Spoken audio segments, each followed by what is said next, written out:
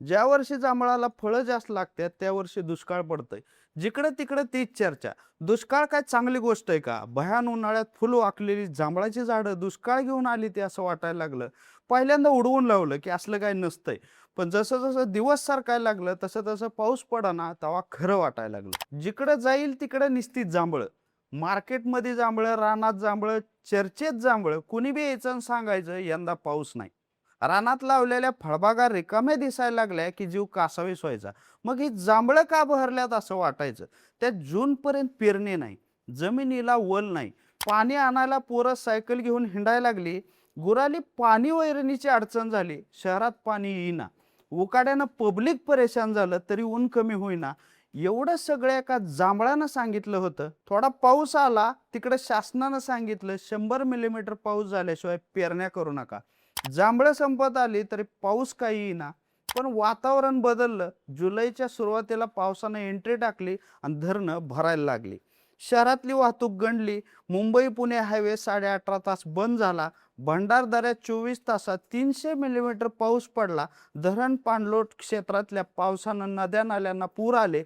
कोल्हापुरात 53 बंधारे पाण्याखाली गेले आणि स्वतः मुख्यमंत्र्यांनी नाशिकमध्ये ढगफुटी होईल असा इशारा दिला आणि नागरिकांना सावध राहायला सांगितलं. राज्यात 305 मंडलात पाणी पाणी झालंय. लोणावळ्यात गेल्या 16 वर्षातला रेकॉर्ड ब्रेक 900 मिलीमीटर एवढा पाऊस एका दिवसात पडलाय. सातारमध्ये 500 मिलीमीटर, मुंबई आणि सबर्ब्समध्ये 265 मिलीमीटर, रायगड 408 मिलीमीटर आणि पुण्यात 233.6 मिलीमीटर एवढा पाऊस पडलाय.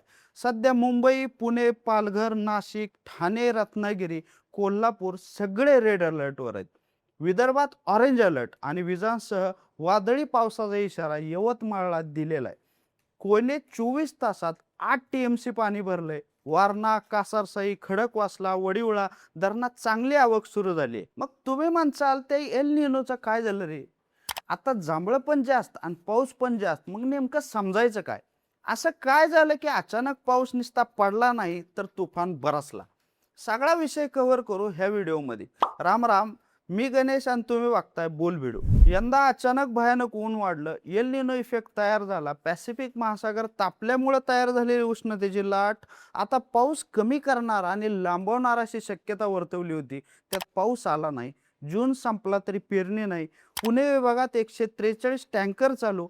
मराठवाडा दुष्काळात गेलता. पुणे मुंबईमध्ये पाण्याची भयानक टंचाई तयार झाली. यंदाचं साल काय खावं आणि काय पेरावं असं होतं काय की असं दिसत होतं. शेवटी दुष्काळ तणाव घेऊन येतो. एल निनोमुळे तयार झालेल्या आवर्षणामुळे पेरण्या होणार नाहीत. झालं तरी उत्पादन होणार नाही. महागाई वाढेल. पिण्याच्या पाण्याची टंचाई तयार होईल. नैसर्गिक परिसंस्था कोलमडतील अशा शक्यता आणि अंदाज चालू होते. मग चालू झालं पाऊस पडत नाही. ह्याचे संकेत निसर्ग आपल्याला कसा देतो यावर लोकांनी चिकार थेऱ्या हुडकून काढल्या. त्या टॉपवर होती ती म्हणजे जांभळाची थिअरी. कुणीतरी येऊन म्हणलं की यंदा जांभळं जास्त आली ती त्याच्यामुळे पाऊस कमी पडणार. का तर म्हणे ज्या वर्षी जांभळाच्या झाडाला फळं जास्त लागतात त्या वर्षी पाऊस कमी पडतंय. ह्याच्यावरून पोरं गावागावातून आपल्या गावात कशी जांभळे जास्त आली ती ही सांगायला लागली. जिथं जांभळं नव्हती तिथं दुसरी उन्हाळ्यातली फळं हुडकायला लागली. बरं, झाडाला जास्त फळं लागतात ती नेमकी ह्या वर्षी का लागलेत? तर गेल्या वर्षी चांगला पाऊस झाला होता. ज्या वर्षी चांगला पाऊस होतो त्या वर्षी झाड चांगलं जगतंय.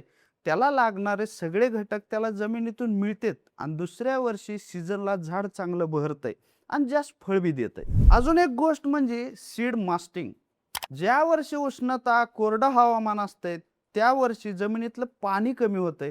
त्या वर्षी झाडाची मुळं जमिनीत पाण्यासाठी खोलवर जातात. कारण पाणी कमी म्हणजे जमिनीत बी उगवून यायची शक्यता कमी. मग जेवढं जास्त फळ तेवढे जास्त बिया, तेवढं जास्त चान्स नवीन झाड यायचा. त्यामुळे झाड एक्स्ट्रा फुलोरा घेऊन बहरतं. मग फळं जास्त आली म्हणजे पाऊस कमी येईलच असं नाही. नुसतं जांभूळ नाही तर मुंग्याने वारुळ जास्त उंच केलं की पाऊस जास्त येतो. कमी उंचीचं वारुळ म्हणजे कमी पाऊस. चिमण्याने खोपा पाण्यापासून लांब बांधला की पाऊस जास्त येतो. चिचच्या झाडाला लाल चिगूर लागला की पाऊस कमी होणार. पळसाच्या झाडाच्या बिया फुलात नेमक्या कुठल्या भागात असतात त्यावरून पावसाचा हंगाम ठरतो. म्हणजे पळसाचं बी जर मध्यभागी असेल आणि त्याची फुगवण चांगली असेल तर यंदा पाऊस सुरुवातीला आणि शेवटला कमी आहे असं समजून जायचं. ह्या सगळ्या गोष्टी चालू असतात, पण हे सगळे अंदाज असतात. आपल्याला माहिती आहे की निसर्ग जसा बदलतो तसा प्रत्येक घटक स्वतःला त्याच्यानुसार बदलतो. सध्या पाऊस जोरात पडतोय, पाऊस कमी सांगितला होता, मग झालं काय? तर झालंय असं आहे की बंगालच्या उपसागरावर कमी दाबाचा पट्टा तयार झाला. त्यामुळे मध्य भारतावर तयार झालेला व्हॅक्यूम महासागराच्या आर्द्रतेला मध्य भारतावर खेचून आणायला लागला. महाराष्ट्रासाठी चांगली बातमी ही ठरली की दक्षिण गुजरात ते केरळ कमी दाबाचा पट्टा तयार झाला. दुसरीकडे महाराष्ट्राच्या उत्तर भागात समुद्र सपाटीपासून 3 किलोमीटर ते 7 किलोमीटर पर्यंत एकमेकाच्या उलट्या दिशेनं वाहणाऱ्या वाऱ्यांमुळे एक कोनिकल अशी व्ही आकाराची स्थिती तयार झाली. त्यामुळे ढग आणि पावसाची शक्यता तयार झाली. हे सगळ्यात महत्त्वाचं गणित आहे मंडळी मान्सूनसाठी. हीच कोनिकल स्थिती तयार करते मान्सून ट्रफ. हे ट्रफ कमी दाबाचा पट्टा अजून मोठा करते. मोठ्या कमी दाबाच्या पट्ट्यामुळं अरबी समुद्रातील आर्द्रता वेगाने खेचून घेत घाट माथ्यावर जोरात पाऊस पडतो. त्यामुळे सध्या मुंबई आणि कोकण रिजनमध्ये जास्त पाऊस सुरू आहे. हीच परिस्थिती सगळीकडे नाही ना. मराठवाड्यात अजून म्हणावा तसा सोडा, पण पाऊसच कमी आहे. सध्या परभणीत सरासरी 1% पाऊस, हिंगोलीत त्याच्यापेक्षा कमी पाऊस झालाय. मराठवाड्यात पेरण्या रखडल्यात. वरून सध्या खरीप हंगामात महाराष्ट्रात 39%च पेरण्या झाल्यात. काही राज्यात सक्रिय झालेला मान्सून अजून पाऊस म्हणून सगळीकडे पोहोचलेला नाही. मग ह्याचा अर्थ एल निनो संपलाय का? तर नाही अजून. एल निनो संपायच्या ऐवजी अजून स्ट्रॉंग होतोय. सध्या पॅसिफिक महासागराचं तापमान वाढलंय. आधीच 10% कमी सांगितलेला पाऊस उशिरा आलाय.